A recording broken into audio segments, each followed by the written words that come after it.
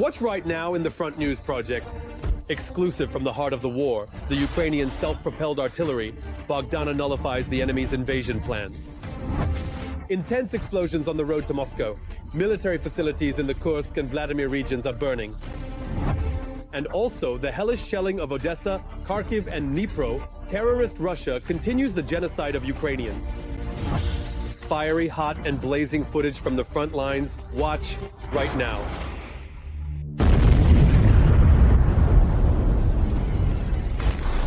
The bloody war continues. The war that Vladimir Putin and his pack unleashed on Ukrainian soil. The heroic resistance of the Ukrainian armed forces and the entire Ukrainian people in the fight for their freedom continues. Greetings, this is Front News. With you is Volodymyr Tymoshenko. The next 30 minutes will bring you the truth about the war, which our journalists gather from the hottest combat zones. So, are you ready? Then, let's begin.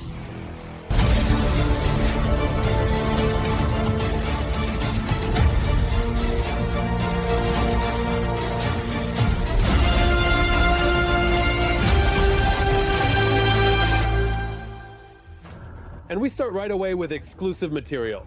These were very intense explosions. Explosions, so to speak, on the way to Moscow. The Ukrainian armed forces struck military targets in the Kursk region, specifically in Rilsk. Greetings to the Z military correspondents, who are spreading news that everything is calm in the Kursk region. Also, a large fire broke out at a defense plant in the city of Murom, Vladimir region. It was quite a night. Russian public channels report the suspension of operations at airfields in 3 regions deep within Russia. But there are also alarming news from the front. Russian occupiers are trying to break through the defense of Ukrainian defenders and reach the administrative border of the Dnipropetrovsk region. Exclusive details are coming up in our report. Despite the loud declarations by Russian leaders about the complete liberation of the Kursk region, local residents can only dream of peace if they even have the chance to sleep. During the night, drones attacked the city of Rilsk in the Kursk region. The moment of one of the powerful explosions was caught on video. A large fire broke out at a defense plant in the city of Murom, Vladimir region of Russia, as a result of a drone attack. According to reports from the Russian side, 2 buildings were damaged. The so-called Ministry of Defense of the Russian Federation reported the downing of 30 drones. There was also a report about the closure of 3 airports.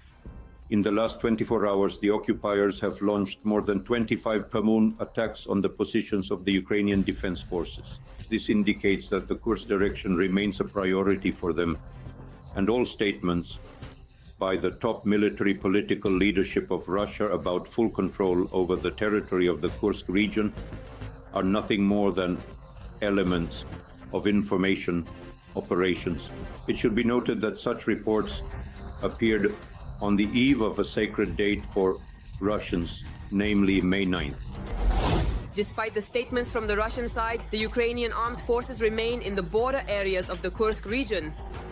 According to reports directly from the scene, intense fighting is taking place in the area of the settlement of Oleshnya. In addition, the Ukrainian defense forces are conducting a series of attacks in the direction of the settlement of Garnal. The occupiers continue to die and be captured in the Kursk direction. According to South Korean intelligence data, it is known that about 600 North Korean soldiers who participated in combat on the side of Russia in the Kursk region have died.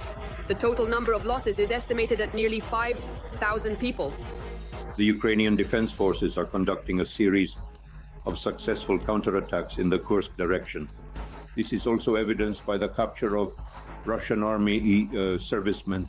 This is a successful operation by the Special Operations Forces in cooperation with other components of the Ukrainian Defense Forces. In addition, the Ukrainian Defense Forces are delivering precise strikes on command and control points, ammunition depots, and concentrations of heavy armored vehicles of the occupiers in the Kursk region. Meanwhile, while Putin's subordinates report on non-existent victories, the dictator himself lives in a non-existent reality. According to Bloomberg reports, Russian President Vladimir Putin did not agree to the US proposal to freeze the war along the front line and demands the transfer of 4 those Ukrainian regions to Russia. If the occupiers are not stopped, the question will arise about the possibility of a direct military confrontation between NATO countries' armed forces and the Russian armed forces. This also concerns the implementation of the so-called Suwalki corridor. That is, a direct invasion from the territory of the Republic of Belarus into Poland and the Baltic countries with the aim of creating a land corridor, which, according to the plans of the Russian General Staff, should connect the territory of the Republic of Belarus with the Kaliningrad region.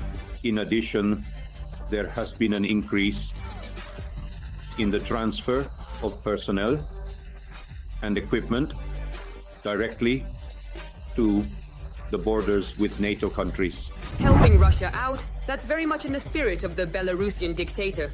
The Russian National Project Unmanned Aerial Systems, launched in 2024 at the initiative of Vladimir Putin, has faced delays.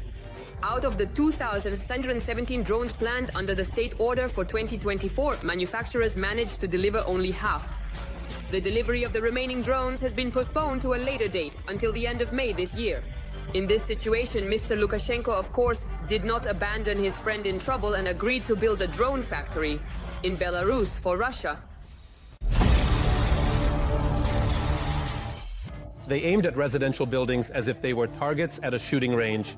This week, the Russians caused trouble, again in Odessa. It is known that 2 people died and 15 were injured. Attack drones flew directly into the apartments of city residents and exploded. More details about what the residents of Odessa had to endure will be shared and shown by TSN correspondent Sergei Sachuk. The Russians began congratulating the residents of Odessa on May Day at night, deliberately starting the attack when people had gone to sleep. They approached at high altitudes and immediately flew into residential areas. People barely had time to hide behind 2 walls. One of the drones flew into a multi-story building between the 15th and 16th floors, destroying the roof and the slab ceilings. Miraculously, the building stood firm. Residents of the upper floors recount the night of terror. The house started shaking like never before. It felt as if half the building was lying down. Then we started inspecting the apartment. There were no windows on the balcony, and even the latches were blown out. I also had seedlings on the balcony. Everything was lying on the floor. The children were injured by shrapnel. They were very lucky that they were a bit further from the explosion, and the shrapnel that flew didn't injure them severely because they were very large. Debris from the upper floors fell down and blocked the only exit from the building. The concierge says people had to break down the doors themselves to get out into the yard. Neighbors tried to provide first aid to the injured. Most people were injured by glass that flew from the explosions. It banged over there, and through the doors came either smoke or dust. It's unclear what. Through the entrance doors. I just screamed at first. I was scared. There were only injuries, head, arm. And people who had heart attacks were given medication, Valerian. Even at night, near the damaged high-rise, rescuers set up tents so people could warm up and receive medical assistance. In the morning, wooden boards and plastic sheeting were brought here, and they began to cover the broken windows. Law enforcement officials say the Russians have specifically targeted the civilian population with terror. There were no military targets nearby. There are no military personnel or military objects at the site of the shelling. Currently, the aftermath of the shelling is being dealt with. Assistance is being provided to the affected individuals, and the damages are being documented. Both apartment buildings and private homes of civilians, as well as their cars, have been damaged. In addition to this apartment building, a residential house in Moldovanka was also attacked by a drone. Here, due to explosions and destruction, 2 people died. The roof caught fire, so people had to be evacuated quickly. Several injured individuals were taken by ambulance. They have moderate injuries. And now, an analysis of the operational situation on the Kramatorsk and Toretsk fronts. The bloody rampage of the enemy's army continues here as well. In the Kramatorsk direction, the aggressors stormed the defense forces' positions in the areas of Chasiv Yar, at Novomarkovo, and towards Bila Hora. Our defenders stopped 2 offensive actions by the enemy. Currently, 3 more clashes are ongoing.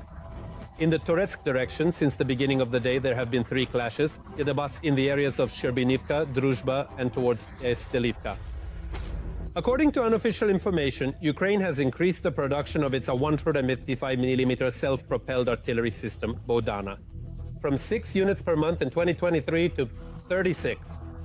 And it is Bodana that greatly assists our defenders, including on the Toretsk front line. How exactly this happens will be explained and shown by TSN military correspondent Andriy Tsaprienko.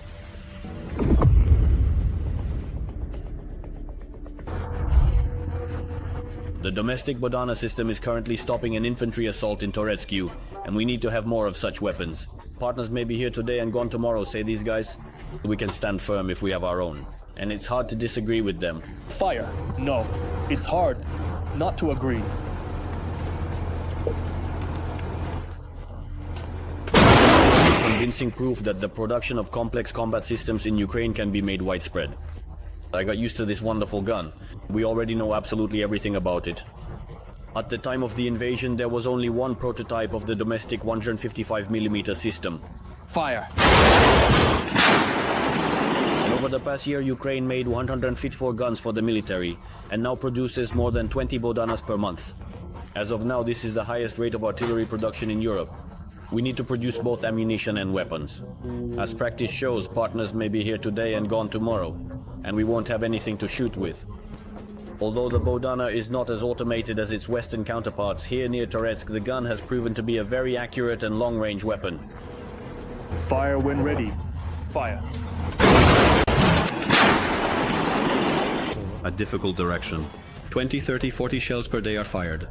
The Russians are just gaining momentum. It's summer right now, and everything is just starting for them.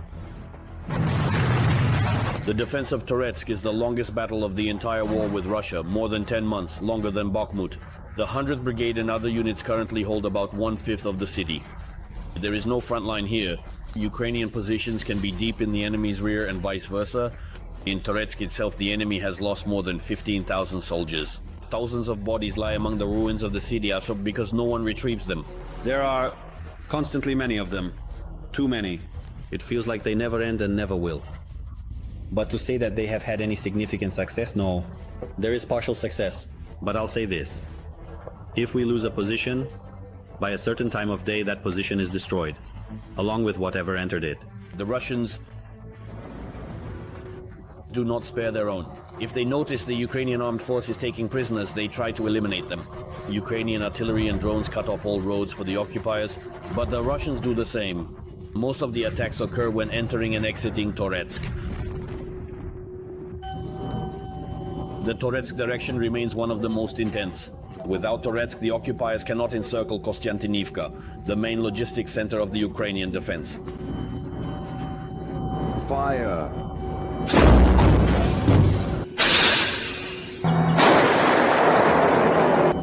Therefore, there is a lot of work for Ukrainian artillerymen here. The commander of the American Paladin unit of the 100th Brigade is convinced that even in the era of drones, artillery has not lost its relevance, especially in Toretsk. Is artillery still relevant? Yes. Yes, it remains relevant because it covers the infantry. Artillery is artillery. It's indispensable as well. You can't quickly suppress an assault without it. FPV strikes more precisely, but we can deliver a massive strike, completely covering a certain area. And now, an analysis of the operational situation on the Lyman and Kharkiv fronts. Russian world here continues to destroy, kill, and maim here as well. On the Lyman front, the invading army carried out 17 attacks on Ukrainian positions. In the areas of Nadezhda, Yampolovka, Kolodyazy, and towards Grikovka and Zelenaya Dolina throughout the day. 7 battles are ongoing. Our soldiers are steadfastly holding the defense and inflicting losses on the enemy. On the Kharkiv front, the defense forces repelled 2 enemy attacks near Volchansk and towards Novovasilievka. The war-torn Ukrainian city of Kharkiv continues to suffer from the enemy's brutal bombings. On the evening of April 29th, the Russians launched a massive strike on Kharkiv. The Shevchenkivsky, Kivsky, Saltivsky, and Slobitsky districts were under attack. Apartment buildings and private homes, a medical facility, and civilian infrastructure were damaged. Unfortunately, there are reports of many casualties, more than 40. All the details in the next report by TSN journalist Yulia Boyko. The night in Kharkiv was loud. This is the Slobitsky district of Kharkiv, just one of the areas where Russian drones caused destruction. Around 10:30, the city's residents heard a distinctive hum, and then the explosions began. A drone hit directly into the wall of an apartment building. One of the 15 drones launched by the Russians towards Kharkiv landed here. The alarm signal came almost after the explosions. Around 10:30, residents heard a hum, and a few seconds later, the apartment building shook. The blast wave shattered windows in several entrances, and debris damaged cars, homes, and people. Caught us by surprise. Were you already going to bed? Well, we were about to. It was 10 o'clock, almost 11, on the 11th. It banged loudly, very loudly on the 17th over there, on the 2nd at the hospital. We all neighbors? All the neighbors ran out into the corridor. The whole apartment was covered in glass and soil from the flower pots. It was something terrifying. I took a shower, had dinner, and went to bed with my kids. 10 o'clock. One explosion. Second explosion, I ran out in just my underwear. We all ran out. I got hurt right here. It's not permanent, I'll be honest with you. A total of at least 77 residential buildings were damaged in 3 districts of the city. More than 1,500. Windows were shattered, 14 roofs, and the infrastructure was destroyed. In the 8-story buildings, the structures were damaged. The house hit by the Shahed suffered the most damage. Here, the boiler room was damaged and almost all the windows were shattered. If we assess the degree of damage to the house in terms of the percentage of broken windows, it would be around 80%, because the apartments are complex and each apartment has an exit on 2 sides of the building. We're still figuring out the equipment, we don't know yet.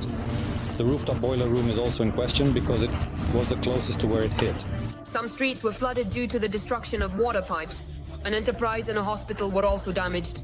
The impact was quite significant. The impact was near the hospital, in residential buildings, in private homes, multi-story residential buildings, and industrial enterprises. Our city's engineering infrastructure was damaged. The medical facility was damaged because a Shahed hit near it. Windows were shattered. Fortunately, none of the patients or doctors were injured. It is already known that Russia launched at least 15 Geran-2 drones at Kharkiv. 5 districts of the city were affected. There are reports of 47 injured. Among them are 2 children and a pregnant woman. Assistance points for the victims are already being set up at the impact sites. Psychologists, medical personnel, and public services are still working here. But now let's move to the Kupiansk direction of the front. Yes, this is another sacred goal for Putin and his entourage. Accordingly, the situation here is also extremely tense. In the Kupiansk direction, the enemy attacked 5 times in the areas of the settlements of Novosinovo, Glushkovka, Novaya Kruglyakhovka, and Zagrizovo. During the week, specifically on April 30th, Ukrainian border guards had their professional holiday. The State Border Guard Service is not just about patrolling our borders. Over 3 years of full-scale war, the border guards have transformed into a powerful combat force that fights alongside the armed forces of Ukraine and the National Guard on the hottest fronts. The border guards now also have heavy weaponry, artillery, missile systems, unmanned and conventional aviation. And RSN correspondent Andrei Tsaplienko claims it was thanks to such armament that the border guards managed to repel an important section of the front near Kupyansk from the enemy. Here the Russians planned to cross the Oskol and establish a bridgehead. However, the border guards thwarted the enemy's plans. Let's look at all the details. Every departure of the border guards to the position is a lottery. If you made it, it means you drew a lucky ticket. Anti-drone nets along the road and burnt-out cars remind of the aerial threat, which makes the drive across themselves when entering the semi-destroyed settlement. It's a very dangerous place. FPVs fly, drones fly, reconnaissance drones, Halls, Lancets. I am a believer, and it helps. And it helps. Despite the fact that Russian drones are actively searching for the position of these rocket launchers, they managed to reliably camouflage their installation. Ukrainian border guards are a powerful structure, equipped even with missile systems.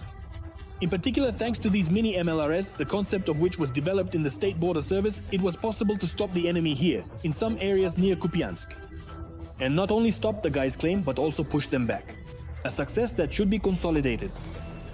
The State Border Service proposed combining the Croatian RAU S-12 trailer system with an armored army Humvee. What seemed like a simple technical solution at first glance turned out to be very effective. When the gun fires, it has its own recoil. On a light vehicle, it seems to wobble, but on this vehicle, it stands as if it's one solid unit. For some time, the border guards tried not to show these installations. Now it's clear why. The compact rocket projectiles, despite their size, have great power and produce an unforgettable psychological effect on the enemy. The installation can make 12 launches in 10 seconds, and while the rockets are still in the air, it can disappear from the launch position. Come on, let's go. That's why the enemy until recently didn't know exactly what was hitting them. You can press for single shots as much as needed, 1, 2, 3, and there's a salvo. I press and hold until all the projectiles are launched. But it's hard to keep technical solutions secret for long in modern warfare. But the Russians won't be able to replicate the Ukrainian success. They don't have such ammunition or vehicles. In this area south of Kupiansk, the enemy never reached the Oskol River and was even forced to retreat. The border guards believe it's thanks to their combat work. When I held these positions and advanced significantly forward, so pushing the enemy back further. This is all thanks to this vehicle and the team. There was work, there were shells, we worked a lot. The crew received a new target and is moving to a new firing position. And it's a couple of kilometers east of the point where we saw this machine working earlier. The line of combat engagement has moved away from Kupyansk here. The success, though local, is motivating. Time plays a decisive role. In the air, the strongest force is the drones. One of them is very close. It flew by. Everyone fully understands what could happen if it spots the installation. A command is given. The first 2 rocket projectiles fly towards the enemy position. After reconnaissance confirms a hit on the target, the full package is launched. Speed is the main advantage of this installation. They haven't even reached the enemy yet, and the crew is already leaving the position. Lesha, quickly take the camera. The guys are working in coordination with the drone unit of the State Border Service, so the success of the ground forces here should be reinforced by Ukrainian drones. These will be multi-strike drones working on the front line, FPV drones a bit deeper in the rear, and large night bombers even further back. Our reconnaissance wings are deep in the rear, there for the purpose of destroying, detecting artillery equipment, concentrations of equipment, and enemy logistics. The MLRS crew is returning at maximum speed through villages completely destroyed. The combat mission was completed 100%. Today, military fortune is on the side of our border guards. To maintain success tomorrow, we need to be faster and smarter than the enemy. Only this way can we stand firm.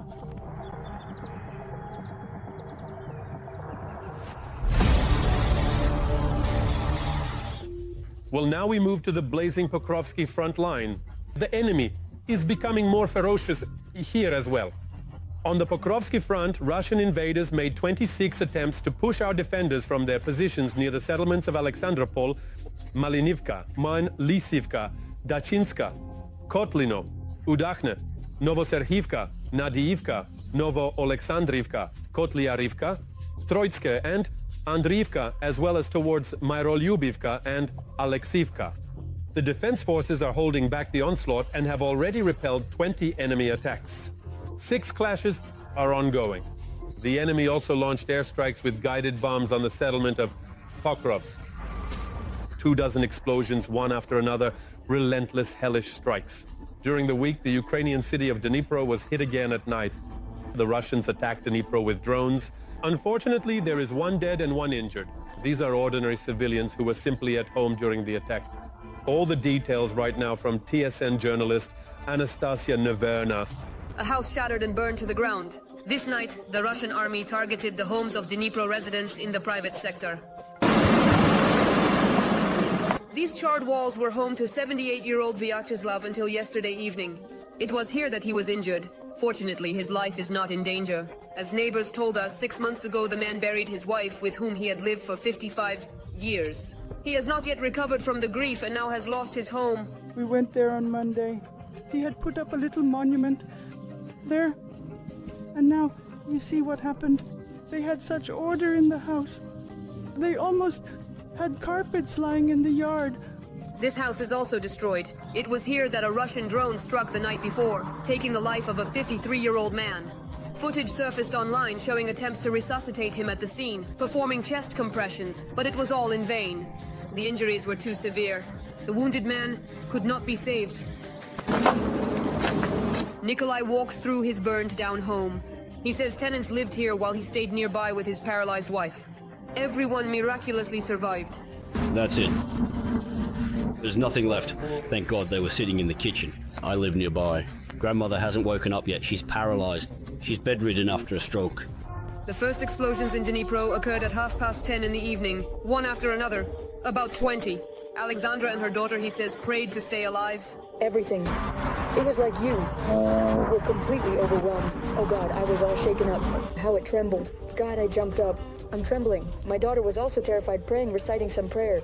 You know, we're in such shock. The woman is 86. She says she survived World War II, but doesn't remember such mistreatment of civilians.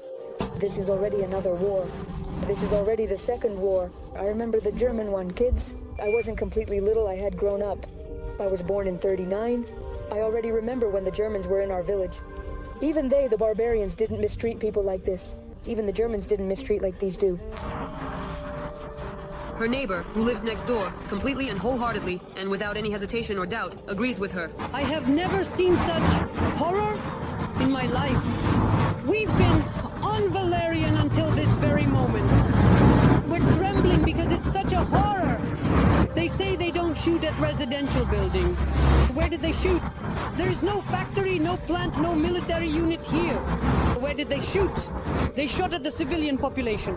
In addition to private homes, a business, a funeral service bureau, and cars were damaged. Utility workers and volunteers have been tidying up the streets since night. Despite the attack they endured, Dnipro continues to live and work. All for today, but very soon Front News will feature new unique materials from our journalists in the hottest spots of the war, gathered so that you know the truth.